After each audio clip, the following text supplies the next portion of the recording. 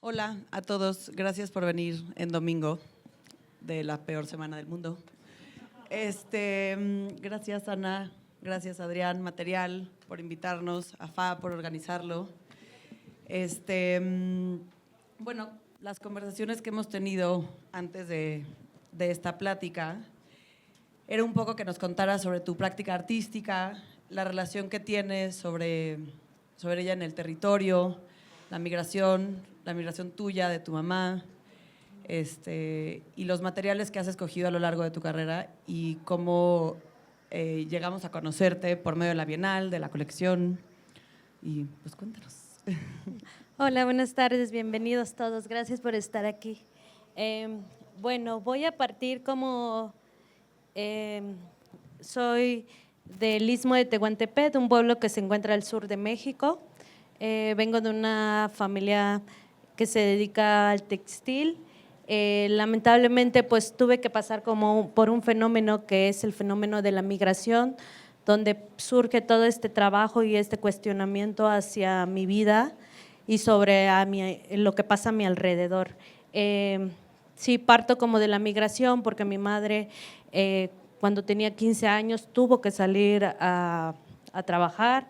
Entonces ahí me empiezo a cuestionar dónde estamos ubicados, cuál es el espacio y qué pasa en ese espacio, en ese momento, y qué sabemos nosotros desde nuestro punto como un pueblo, qué es México, qué es Oaxaca, qué es el Istmo y pues en qué lugar me encontraba. Al mismo momento que mi mamá viaja a Estados Unidos, yo viajo a la Ciudad de México y es este mismo contexto que pasa como de la migración. Ella estaba migrando por una necesidad y yo estaba migrando para estudiar. Cuando llego a la ciudad me encuentro con este fenómeno tan grande de lo que es México.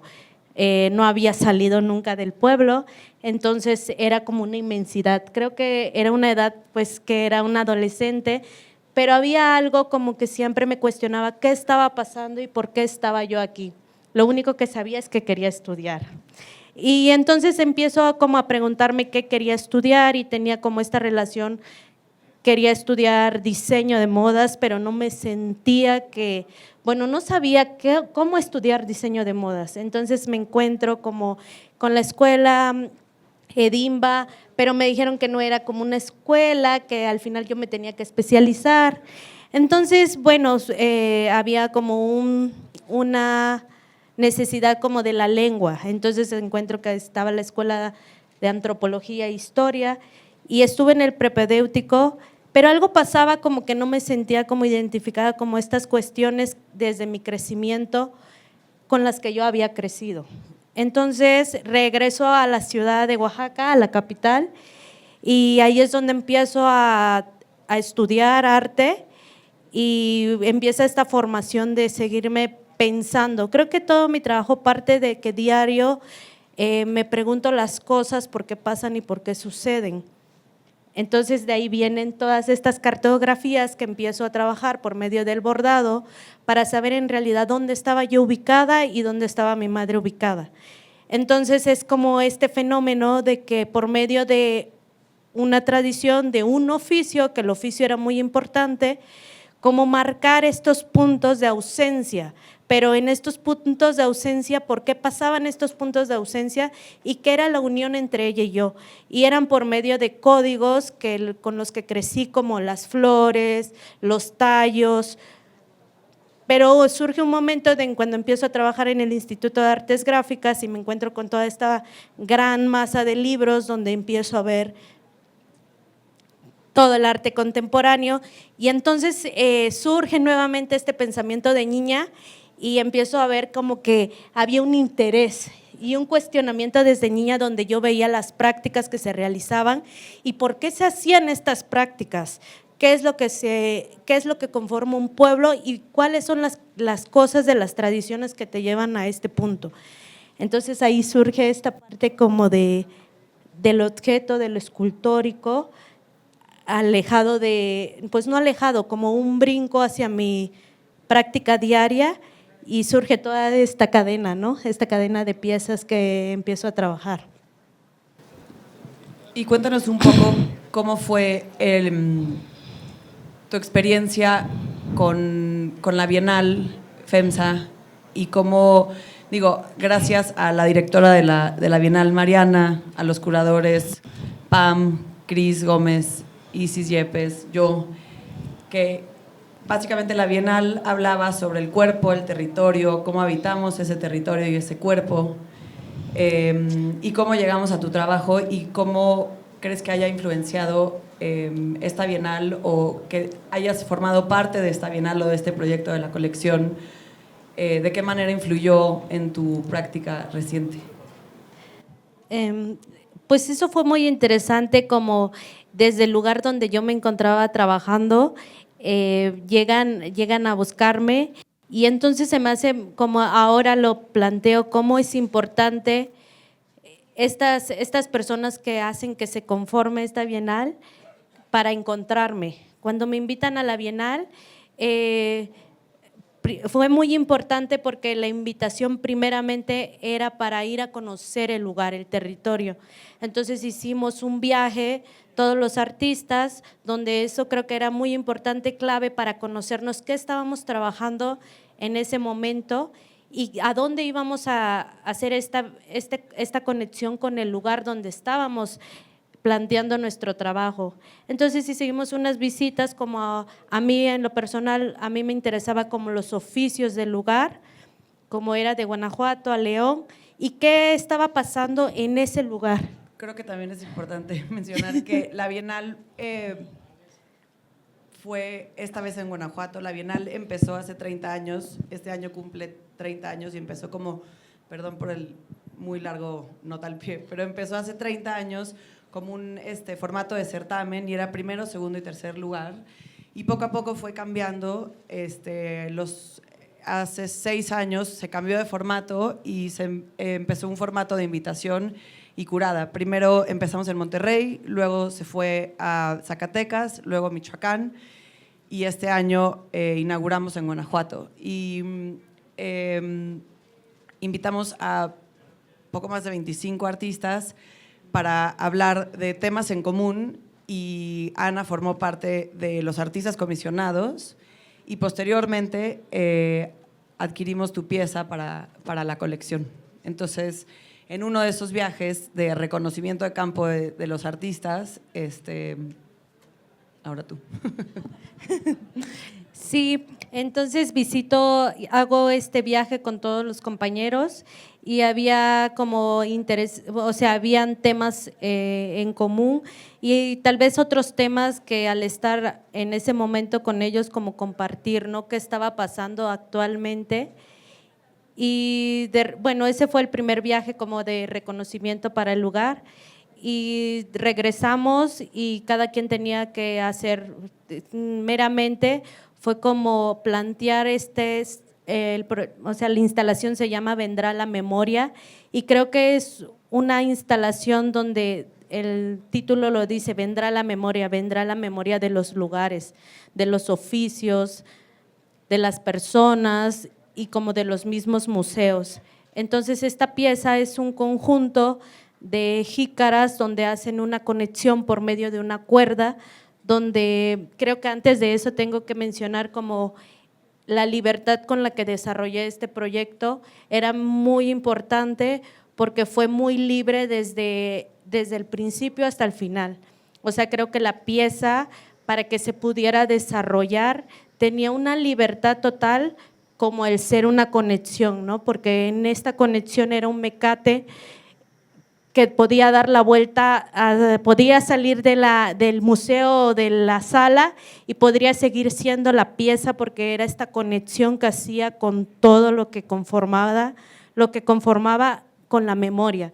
Entonces, para trabajar esta pieza fue tan importante porque sentía que en el trabajo de más de mis compañeros había un cuestionamiento como del origen y de la raíz, como por ejemplo estaban otros compañeros que venían de Estados Unidos, de otros lugares, pero había un interés, ese interés muy especial y sentía como que estas jícaras eran el hueco donde estos huecos podían resonar todos estos pensamientos, estas memorias de quiénes somos y por qué estamos aquí.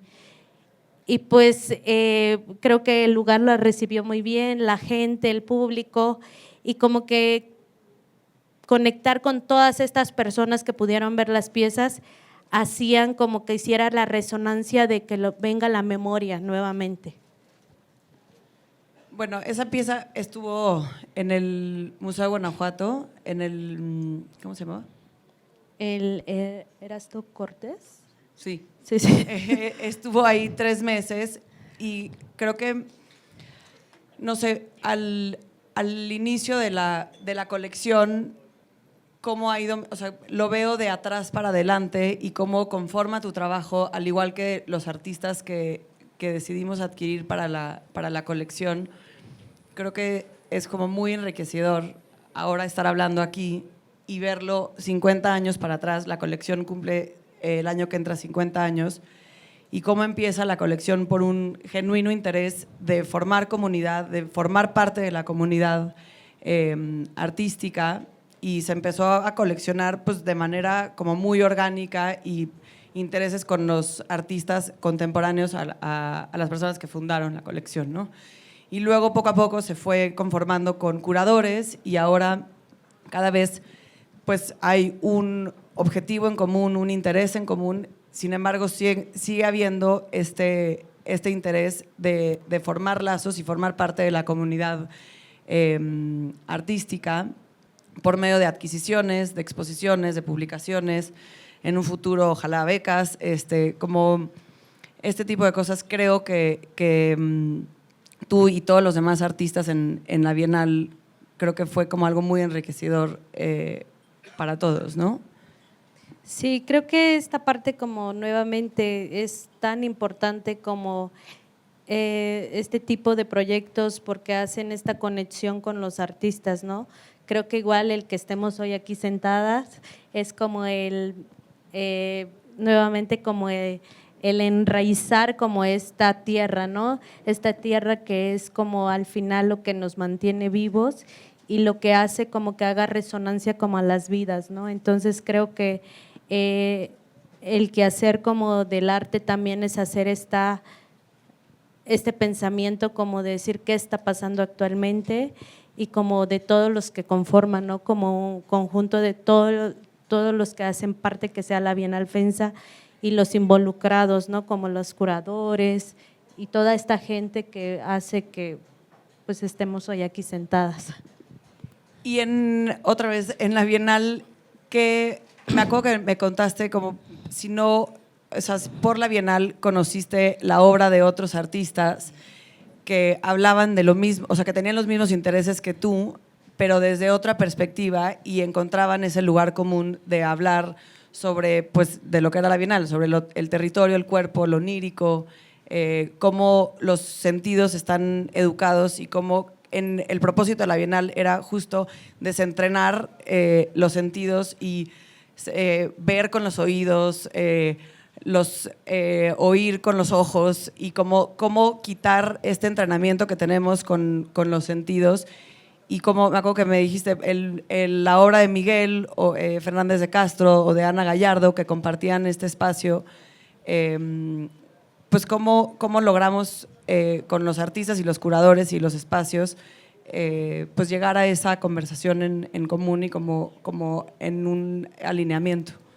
Sí, creo que el punto de que el salir de tu lugar, como de tu confort, donde produces, donde tienen una lectura para tus piezas, el salir a otros mundos, creo que eso es lo más o sea, lo más rico, porque tienes otros aportes de otras miradas y creo que esas miradas son las que me dieron más fuerza como de seguir con este trabajo, y ahí en esa pieza viene el guiño del guiño de lo que estoy presentando en Campeche, que es la tierra, ¿no? Entonces es como como todo esto tiene una secuencia de la conexión de los hilos, porque ahí viene como esta pieza donde está el guiño de la tierra y hace conexión con todas las piezas ahorita.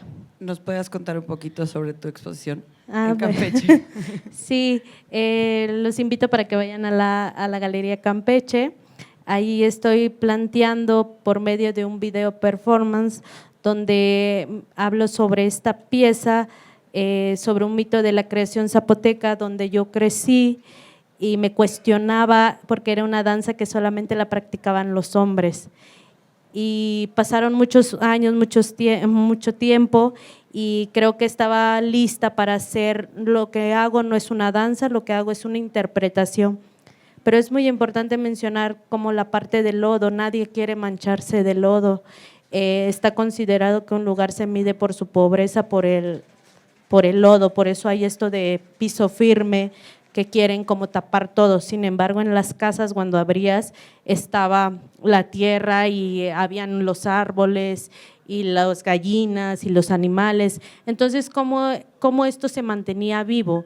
Entonces, creciendo y cuestionándome por qué solamente esta danza la bailaban los hombres y no las mujeres, fui investigando y me encontraba con estas cosas que al final esta danza era un pez grande que solamente un pescador, un pescador lo vio y no lo podía atrapar, entonces tuvo que llamar a todos los demás compañeros, hicieron comunidad para atraparlo, pero de niña veía una y otra vez repetitivamente esta acción y en realidad el pez no estaba bailando, en realidad el pez no quería ser atrapado. Entonces, ¿hasta qué punto también nosotros repetimos constantemente estas actividades que conforman un pueblo? Y entonces tenía la necesidad de hacer esta interpretación con el lodo, porque en realidad el lodo es como regresar al origen y regresar como este ciclo, ¿no? De tener. Y lo que representaba también al hacer este performance es la fuerza que tiene el cuerpo, ¿no? Del cuerpo, porque siempre crecí viéndola y me imaginaba que era muy fácil cargar un pez enorme y no, cuando me enfrento con esto pues era una carga como del cuerpo, ¿no? Y del cuerpo otra vez como regreso como a esta necesidad de saber como de la raíz quiénes somos y vienen este ciclo de piezas donde digo, bueno, si la tierra es la unión de la tierra y el agua y me dan una casa, un horno, un plato, pues me darían estas obras de arte, ¿no? Entonces ahí es donde hago estas piezas y me vuelvo a hacer reflexión vienen muchas referencias desde lo textil, desde el mar, desde el campo y surgen estas series. Y la relación también que tiene tu trabajo como con el lenguaje, que me habías dicho, pues, no es zapoteco. Sí, la relación que tiene con la lengua más que con el lenguaje, que también habla en esa exposición y en tu trabajo en general sobre la lengua y de dónde eres. Sí, bueno, el guaje viene como para hacer estas actividades donde viene el pez, la danza del pez, las mujeres van atrás caminando ataviadas, donde llevaban estas jícaras pintadas con flores y van regalando a la comunidad flores, frutas, todo eso ha sido sustituido por todos estos elementos de plásticos y que en realidad pues ahora ya eran bandejas de plástico, entonces también me empecé a cuestionar por qué ya no habían estas jícaras y entonces pues lamentablemente en el campo ya no habían estos trabajos, estaba careciendo todo esto y entonces me veo como en la necesidad también esos objetos que han sido parte de la historia también tenían que tener un nicho, una forma de una revalorización de lo que se está perdiendo y es cuando hago con esta jícara, hago un patrón donde hago también este elemento que les pongo hoja de oro y que el oro siempre es muy importante en mi trabajo porque es una de las formas más que allá económicas, es un valor simbólico que se transmite en generación las joyas de la familia. Entonces quería yo también como esta parte de decir como tenían que quedarse capturados esos momentos de estas jícaras y algo que también vino a mi recuerdo es como esta idea que cuando mi mamá se agachaba a la tierra era todas las veces que teníamos que ir a las fiestas y se agachaba y sacaba las joyas y nos las ponía. Terminaba las fiestas y se volvía a agachar y volvía a esconder todo. Entonces era como esa acción que ella hacía, era como de decir, pues al final todo lo que tenemos es prestado porque todo regresa a la tierra. Entonces al final por eso hay como esta parte que cuando se mueren las familias, los hijos o las personas empiezan a buscar, porque se quedan los escondites abajo, ¿no? Entonces es una forma tan bella de decir, pues al final todo lo que tenemos es prestado y regresa a su lugar de origen, que es la tierra, y qué mejor que tomarlo prestado, trabajarlo, moldearlo y que se regrese. Oye, y también esta como cosmogonía que tienen en el Istmo sobre que se ha vuelto, me acuerdo en una conversación que tuvimos con Fátima, tú y yo, sobre el lagarto ahora es San Pedro, o cómo se ha ido traduciendo a esta parte como postcolonial que antes, pues todos formaban, como dices, todo estaba, todo es prestado, todos formamos parte de todo y todo forma parte de nosotros, y cómo eso ha estado en tu práctica y cómo nos han dicho qué somos y qué no somos. Sí, creo que viene aquí esta parte como de que nos han nombrado, ¿no? Por ejemplo, a mí me han nombrado y nunca han dejado que yo me nombre. Y creo que eso se ha repetido una y otra vez en la historia, como por ejemplo desde los pueblos, ¿no? Por ejemplo, aquí en los pueblos, sí, claro, yo crecí con mi mamá yendo a la iglesia y esto, pero acompañado de eso mi mamá llegaba a la casa y hacía sus prácticas que eran como de la tierra, y eso era como esta forma de crecer acompañada como de dos culturas, que en realidad era como estas dos formas de creer que en el universo puede ver, como una de la que nos han construido y la que nos han puesto de decir qué es lo religioso, qué es lo católico, pero otra con la que en realidad es como de la tierra y del origen, ¿no? Entonces creo que eso viene como que se ha estado, como que no se está repitiendo, y es esta parte donde digo, pues al final nos nombran, no nos dejan que nos nombremos. ¿Y tu experiencia en el Centro de las Artes con Francisco Toledo, cómo se mete ahí a tu práctica? Cuéntanos un poquito.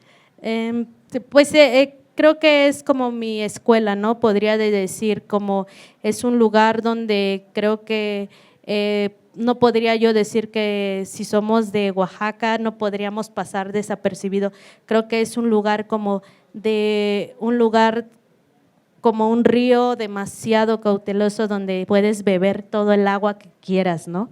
Creo que ese es como el lugar donde encuentro como todas estas preguntas que me hacían. Habían tantos libros que podía ver, yo quisiera leer todos, no pude leer, pero sí podía verlos, y creo que ahí era como esta forma de ver muchos mundos. Entonces era como esta forma como muy sabia de saber que habían estos lugares que eran como tu casa y que eran como para todo el mundo, ¿no? Entonces creo que esto es como lo más importante, que creo que seguirá vivo en generaciones en generaciones. Hola, chicas. Quizá que Ana nos platique un poquito de cómo sigue involucrando a la comunidad en la producción de la obra, y también que nos platiques de la labor que estás haciendo con los niños en el Istmo, y estos como talleres de preservación del lenguaje y demás, que creo que también es como parte muy importante de tu práctica. Sí, junto con mi compañero y con otros amigos tenemos un proyecto que se llama Río Blanco, y entonces este proyecto Río Blanco lo que hacemos es como involucrar en actividades por medio de la indumentaria estos dibujos. Yo como que me hacía esta pregunta de decir, cuando voy a las tiendas y compro los metros de tela, pues no había como me gustaban, pero no había como algo como que tenía una conexión, como una identidad. Entonces empezamos a hacer como este trabajo junto con José Ángel, de hacer los dibujos y hacer como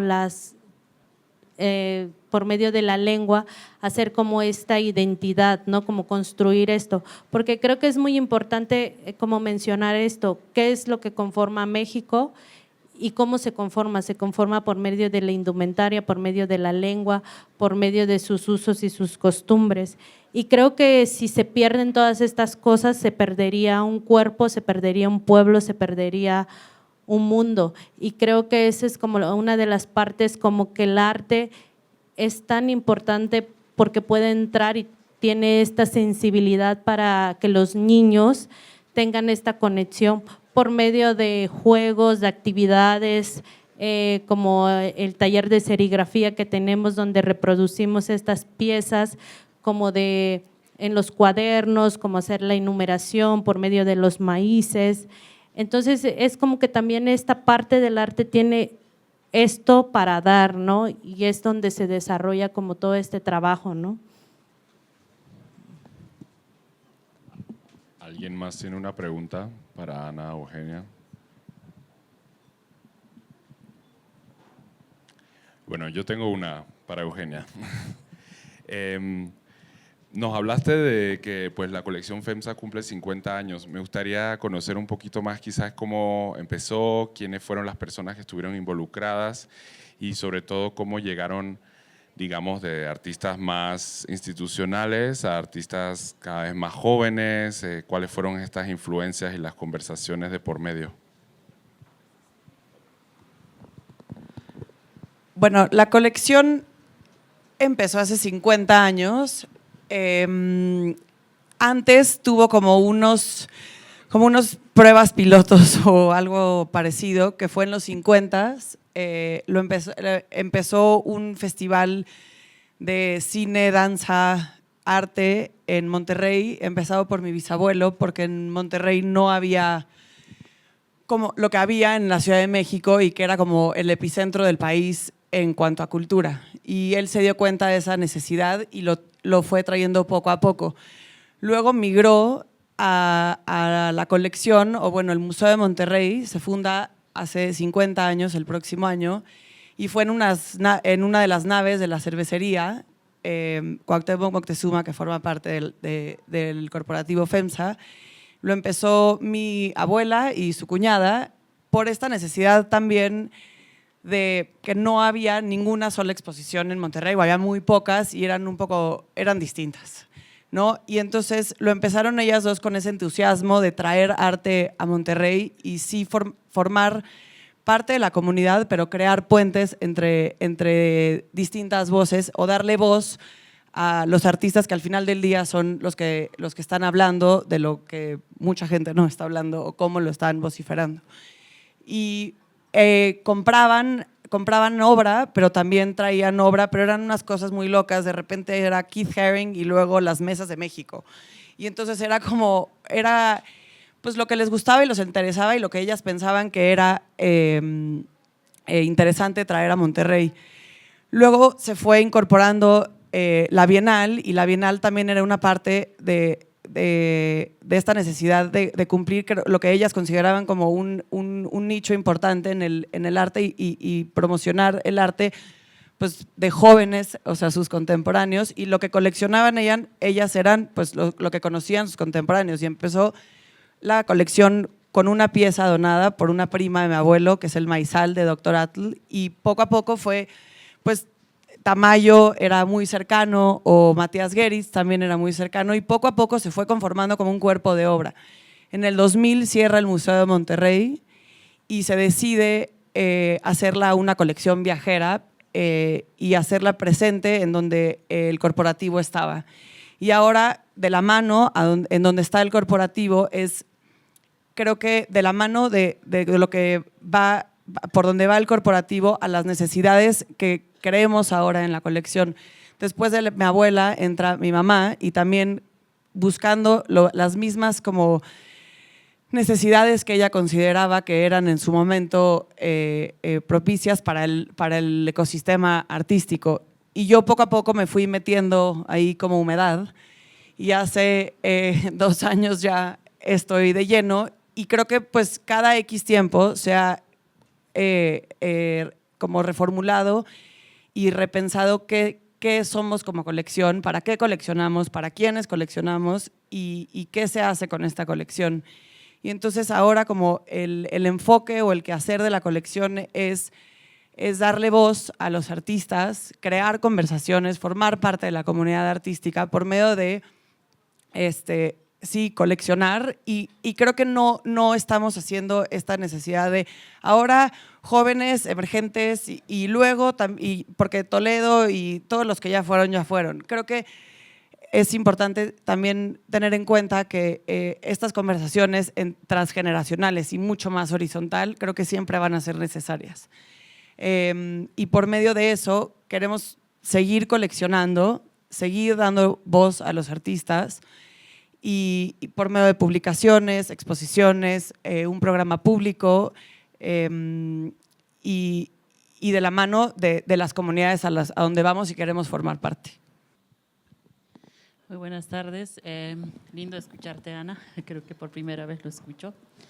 Me gustaría si se puede ampliar un poquito más desde este lenguaje de la comunidad, porque creo que es bien importante poder entender, ¿no?, estas terminologías epistémicas y filosóficas que influyen en el arte, digamos, de los jóvenes hoy en día, pero no en un sentido que es simplemente recuperación, ¿no?, sino más bien cómo poder entender esta filosofía desde la raíz y eso cómo puede emerger en la contemporaneidad, en la modernidad, para un lenguaje más ampliado, que no solamente lo vemos como, no sé, una imagen abstracta que se le atrae hacia la actualidad, sino como eso nos puede generar a repensarnos desde la estructura del arte para poder entender mejor.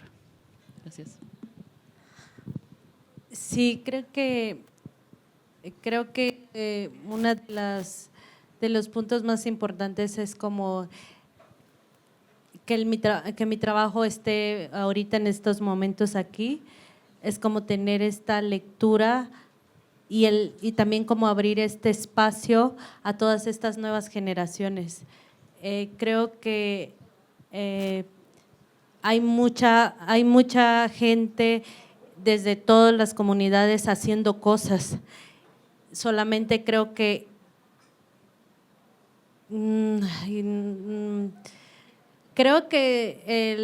como esta posición de que yo me encuentre ahorita aquí sentada, creo que es lo más importante de todo esto, porque es como desde los lugares donde están todas estas personas, donde algún día yo me encontré, creo que es como no es la posibilidad, yo sé que es como vendrán nuevas generaciones y se estarán replanteando cómo crecemos, porque al final de cuentas yo pasé por un fenómeno y creo que en todo el mundo están estos tipos de fenómenos que hacen que cambien estos pensamientos.